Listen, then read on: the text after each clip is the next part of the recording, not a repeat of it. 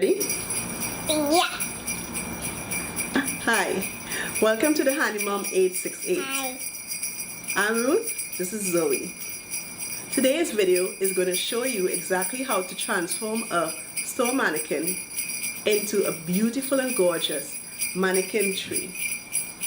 Stay tuned. Hi.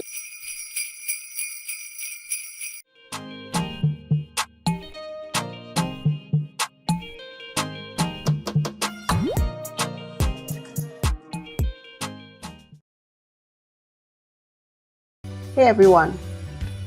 So for today's project, I'll be using my mannequin, which I use as a model for my online clothing store, Tobago Chic. I'm going to outfit her with this cage hoop petticoat, which will act as the frame for my garland. If you would like to purchase this exact frame, I'll link the details in the description box below. For those of you who want to show off your wire bending skills, you may just want to use a heavy gauge floral wire, shape it into this cage. I'm not going to go into details in terms of how to make the actual cage with the floral wire. If you're interested in getting a video on that, I can do that at a separate time. Now, with this particular cage, I decided to start at the bottom and use my garlands, cover the larger circles, and then make my way up. Now, I'm not going to cover the entire circle because nobody sees the back of my tree.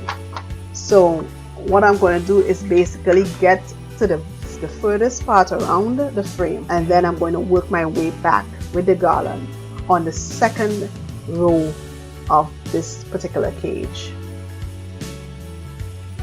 As I'm using all my decorations from past years, I already had these 9 feet garlands in storage.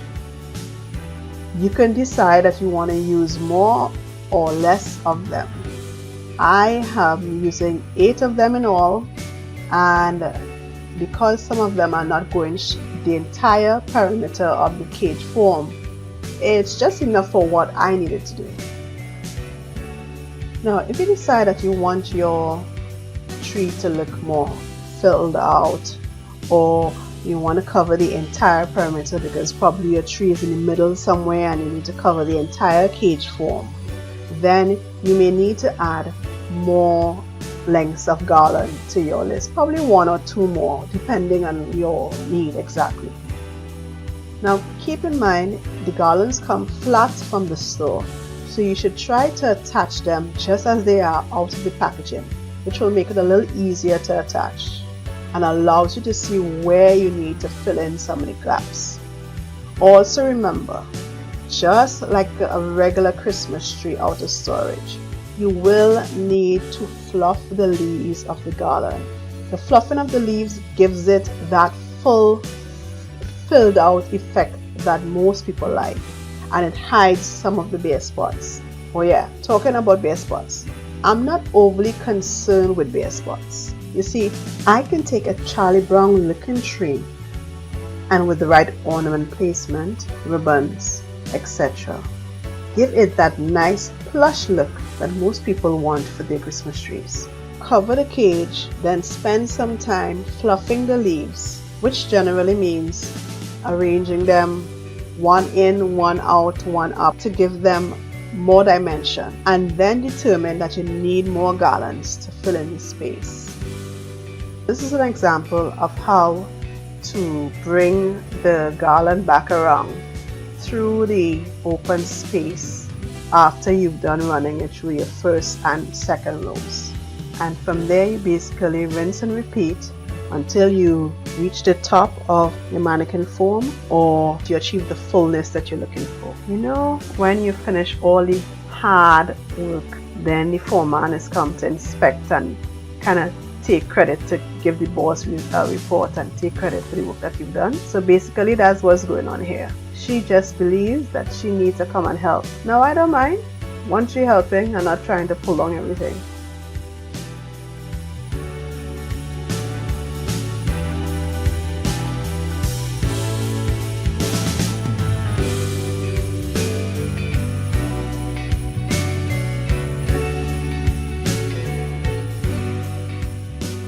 Now I'm securing the base to the mannequin itself here from the top. As you can see, I'm actually using the garland to do the securing. Once it's secure, I believe I want to add the rest of the garland to it, because I know the additional weight, it was going to pull the skirt down a little too much.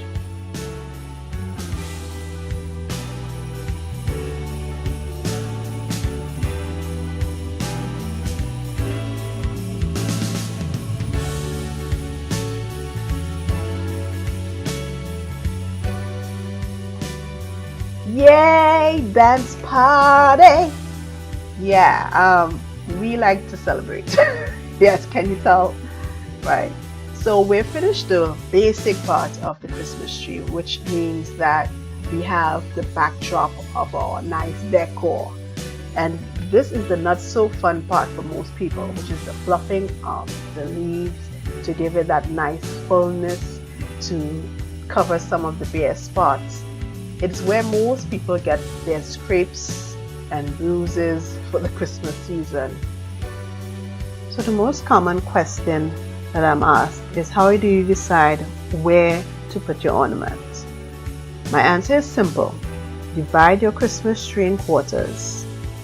Then, based on how many of the particular ornament you want, you apply the diamond method.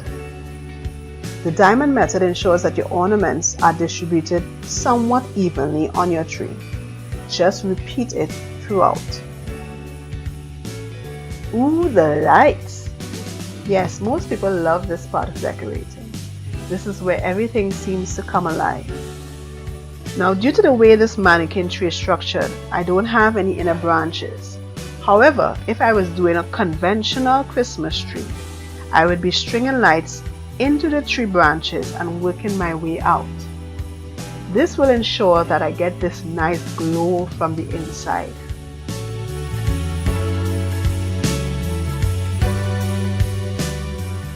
Lights are generally what brings out the tree.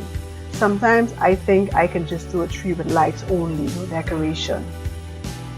Years ago, while doing a commercial project, I decided to switch out all the regular lights that we use for LED string lights. These save a bundle, they don't overheat, and they don't out as quickly as the regular lights do. Now, you still get some duds in the mix, but generally they last much longer.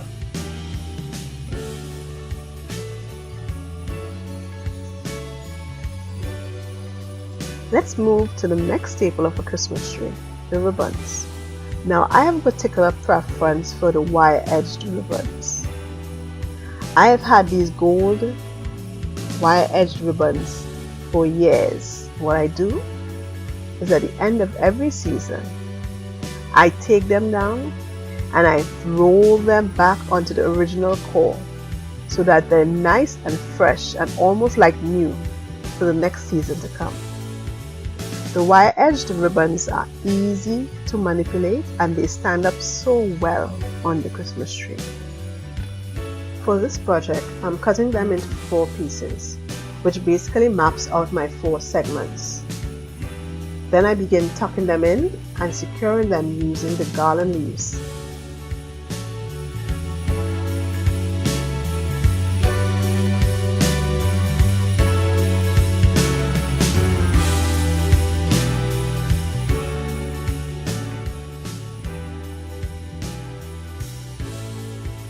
The second issue most people have is knowing what size ornaments to use and where. I've mentioned how you place your ornaments already, but in terms of your sizing, let's start from the basics.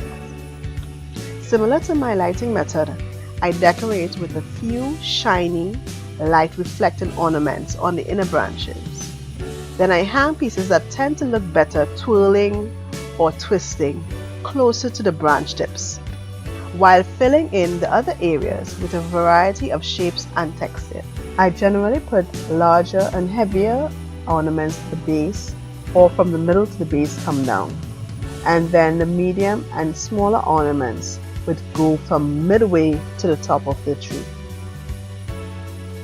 This glittery burlap covered ornament is a medium-sized ball, and I'm going to put it here to show you exactly where you can place it, in between the top and the middle portion of the tree.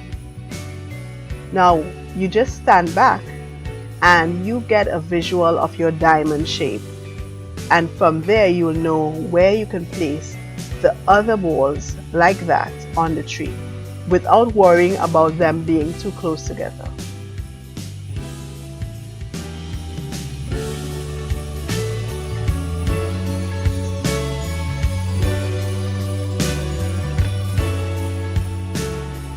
How did I select my theme?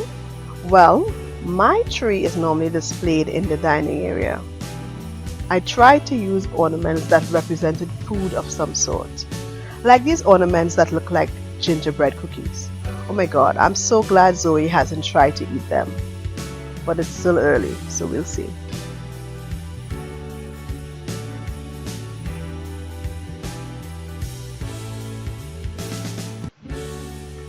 It seems that somebody is tired with the iPad. She's coming across here to give instructions as to what next to put on the tree. Ah boy.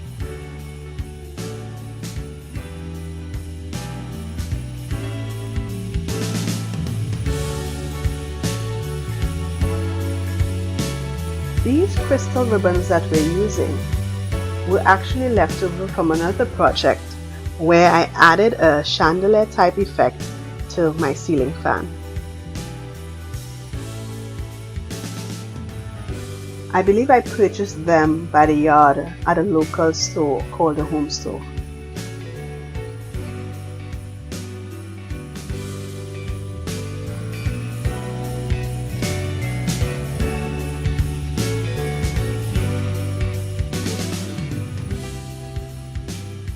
These candy canes are one of my favorites. I bought a number of them some years ago. They are nice and soft, and they actually remind me of the real edible candy cane. Oops. I hope Zoe don't get any ideas. Here I'm adding some glitter balls on the inside to get that light reflection that we spoke about earlier. The good thing about using wire edge ribbons is that sometimes you don't want to dismantle all your bowls. In my case, all I have to do now is smoothen them out and refluff them, and they're good as new. If you want to see how I make my bowls from scratch, then put a request in the comment section. And if I get enough requests, I will do a separate video on that. To dress the top portion of my mannequin, I use an applique top from my online clothing store, Tobago Chic. This top says Christmas for show. The fabric looks like a poinsettia stitched together. I'll add a link in the description box below.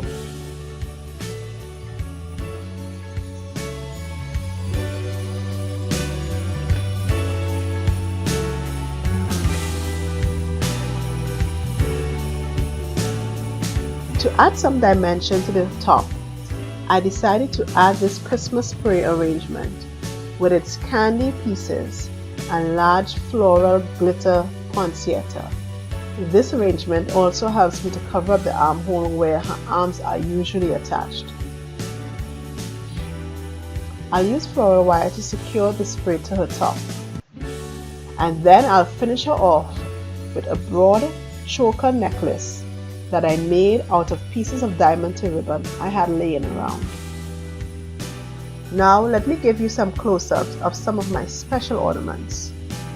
Unfortunately, I can't remember where I got all of them, but I know there are some great ones out there on the market. This may actually be my last year using traditional colors, however, so some lucky person might just win them for the new year.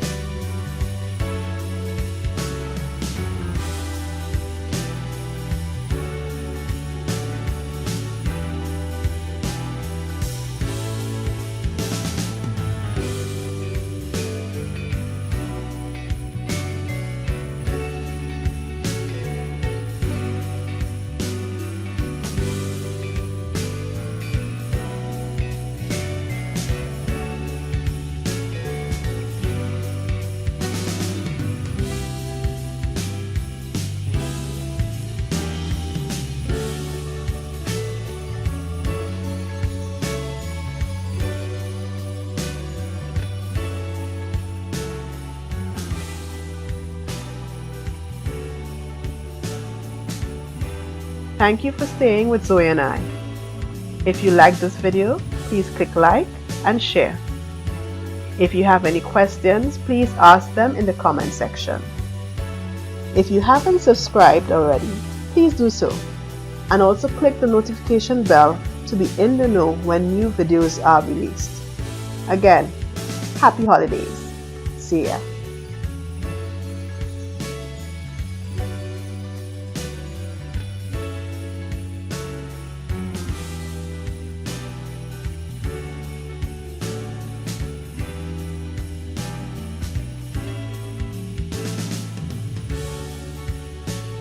Hi, I'm Ruth and this is Zoe. Welcome to the Handy Mom 868. Today we're going to show you exactly how we were able to do this gorgeous mannequin tree behind us. No Zoe, you can't push your hand in my breast while we're doing it.